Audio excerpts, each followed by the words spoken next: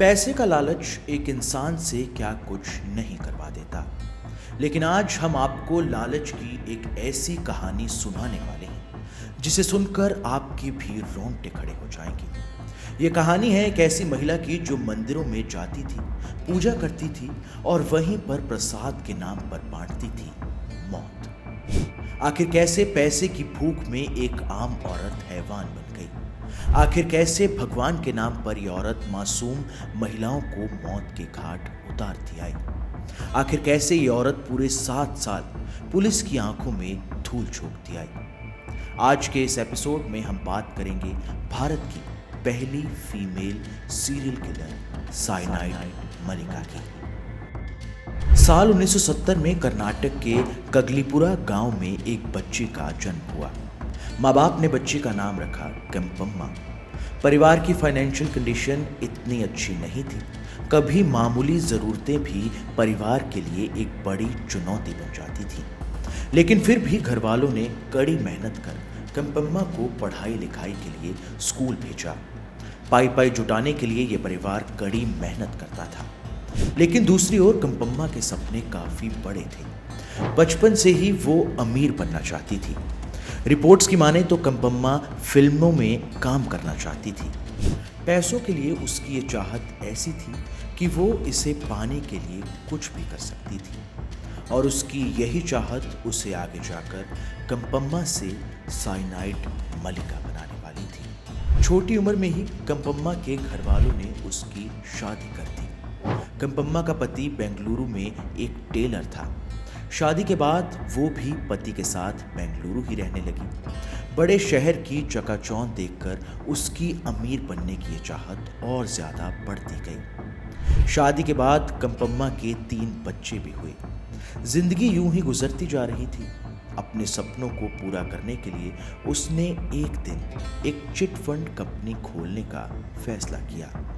उसका पति इस फैसले के खिलाफ था, लेकिन क्योंकि केम्पम्मा जिद पर अड़ी थी, इसलिए उसके पति ने इस काम को शुरू करने के लिए कुछ कर्जा उठाया और अपनी सारी सेविंग्स भी इस काम में लगा दी। कुछ दिन तो ये काम ठीक ठाक चला, लेकिन जैसे जैसे दिन बीतते गए केम्पम्मा को इस काम में नुकसान होने लगा। कंपनी के ठप हो जाने के बाद कर्ज देने वालों ने परेशान करना शुरू कर दिया।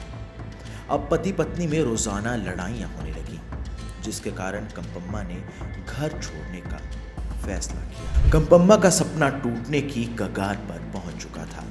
उसके पास कोई काम नहीं था। चिट फंड कंपनी डूब चुकी थी। ना घर था ना कोई ठिकाना।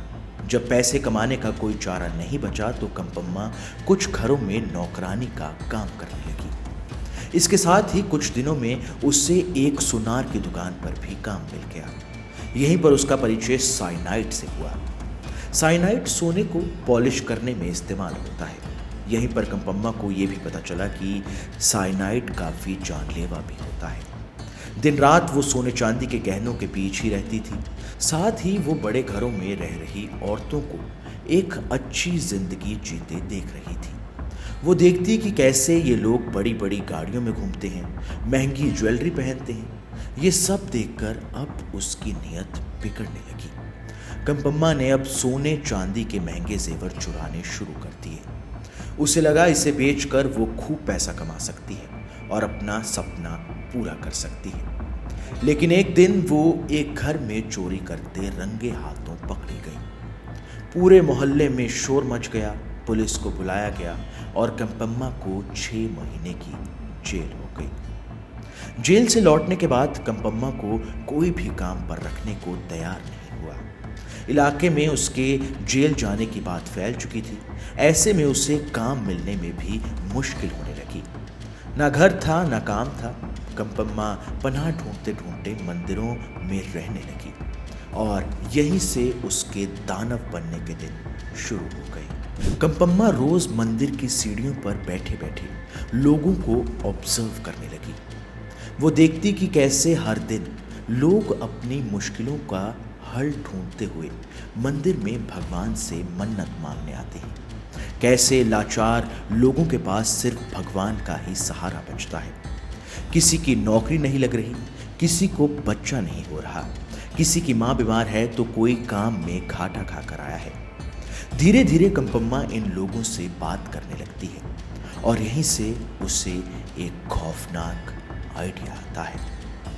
कंपम्मा हर दिन मंदिर में ही बैठी रहती। वो रोज यहाँ आने वाले पीड़ित लोगों से मिलने लगी और धीरे धीरे उनका विश्वास जीतने लगी। कंपम्मा अमीर घर की औरतों को अपना निशाना बनाने लगी। वो उन्हें कहने लगी कि उनकी सभी मुश्किलों का हल एक मंडला पूजा से हो सकता है। इस खास पूजा के दौरान जो भी मन्नत मांगी जाएगी वो पूरी हो जाएगी। रिपोर्ट्स की माने तो कंपम्मा 30 साल की ममता राजन को अपना पहला शिकार बनाती है। ममता लंबे समय से काफ़ी परेशान थी। शादी को काफ़ी समय हो गया था लेकिन बच्चा नहीं हो रहा था। इसलिए ममता लगभग रोज़ाना मंदिर आती थी। एक दिन अपने प्लान के अनुसार कंपम्मा ममता को कहती है कि उसके बच्चे की मुराद पूरी हो जाएगी। वो उसके लिए खास मंडला पूजा करेगी, लेकिन ममता को इस पूजा में सज धज कर आना होगा। कंपम्मा ममता को कहती है कि पूजा के लिए वो महंगे जेवर और साड़ी पहन कर आए। लाचार ममता राजन कंपम्मा की बातों में आ गई। 19 अक्टूबर 1999 कंपम्मा ममता राजन को मंदिर के पास ही एक सुनसान सी जगह पर पूजा के लिए बुलाती है। ठीक जैसे कंपम्मा ने कहा था, ममता राजन वैसे ही सज धज कर जेवर पहनकर पहुंच जाती है। यहाँ पर कंपम्मा ढोंग के तौर पर कुछ मंत्र पढ़ती है। पूजा के दौरान ही एक लोटे में वो ममता को पानी देती है और इसे पीने को कहती है। जैसे ही ममता पानी पीती है, मौके पर ही उसकी मौत हो जाती है। इस पानी में कंपम्मा साइनाइड मिलाकर देती है। अपने शिकार के मर जाने के बाद कंपम्मा वहाँ से सारी ज्वेलरी चुराकर फरार हो जाती है। ठीक इसी तरह एक के बाद एक महिलाओं को अपना शिकार बनाकर 1999 से 2006 तक कंपम्मा ने बेंगलुरु में दहशत मचा दी। एक के बाद एक वो कई मर्डर करती गई। वो इन हत्याओं को इतने शातिर तरीके से अंजाम देती थी कि इनका कोई रिकॉर्ड तक नहीं है। लेकिन कई मीडिया रिपोर्ट्स की माने तो कंपम्मा ने इन सालों के दौरान बेंगलुरु के अलग अलग हिस्सों में करीब 30 औरतों को अपना शिकार बनाया। हैरान करने वाली बात तो ये है कि पुलिस को कंपम्मा के बारे में पहली बार साल 2006 में पता चला, पहली हत्या के करीब 7 साल बाद। साल 2006 में रेणुका नाम की एक औरत अचानक गायब हो गई। रेणुका का पति दुबई में नौकरी करता था। रेणुका के गायब होने के बाद उसके पति ने पुलिस कंप्लेंट करवाई। कई दिनों तक जब रेणुका के बारे में कोई खबर नहीं मिली तो उसका पति खुद इस बारे में पूछताछ करने लग गया। इस दौरान उसे पता चला कि गायब होने के कुछ दिनों पहले से रेणुका रोजाना मंदिर जाने लगी थी। पति को शक हुआ कि शायद वो किसी बात को लेकर परेशान थी। पति मंदिर पहुंचा तो वहां उसे कुछ लोगों से ये जानकारी मिली कि वो अक्सर कंपम्मा के पास बैठी रहती थी। कुछ लोगों से ये भी पता चला कि जिस दिन रेणुका गुमशुदा हुई उस दिन भी उन्होंने उसे कंपम्मा के साथ देखा था। लोगों ने यह भी बताया कि वैसे तो कंपम्मा वहीं मंदिर में ही होती थी, लेकिन हैरान करने वाली बात ये थी कि जब से रेणुका गायब हुई है तब से कंपम्मा भी मंदिर नहीं आ रही है। पति को ये बात थोड़ी अटपटी लगी। आखिर एक अनजान औरत के साथ रेणुका इतना समय क्यों बिताती थी? रेणुका के गायब होने के बाद से कंपम्मा कहाँ फरार है? ये सवाल उसके दिमाग में घूमने लगे। इसी कारण से उसने पुलिस को ये बयान दिया कि उसे कंपम्मा पर शक है। इस बयान के बाद से पुलिस भी कंपम्मा की तलाश में जुट गई। मंदिर में मौजूद लोगों से जानकारी लेकर कंपम्मा का स्केच भी तैयार कराया गया, लेकिन फिर भी पुलिस के हाथ कोई सबूत नहीं लगा। वहीं दूसरी ओर बेंगलुरु के आसपास के इलाकों से लाशों के मिलने का सिलसिला अब भी जारी था। कई लाशें गरीब लोगों की थी जिनका पोस्टमार्टम तक नहीं किया गया।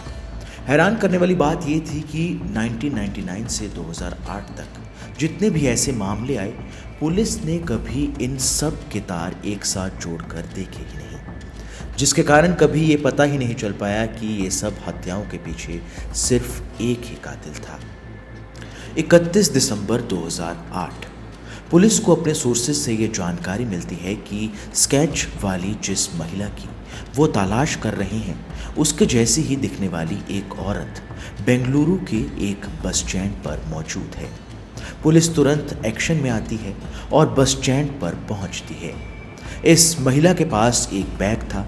पुलिस जैसे ही इस बैग को तलाशती है तो अंदर से लाखों के गहने और साइनाइड की छोटी छोटी शीशियां मिलती हैं।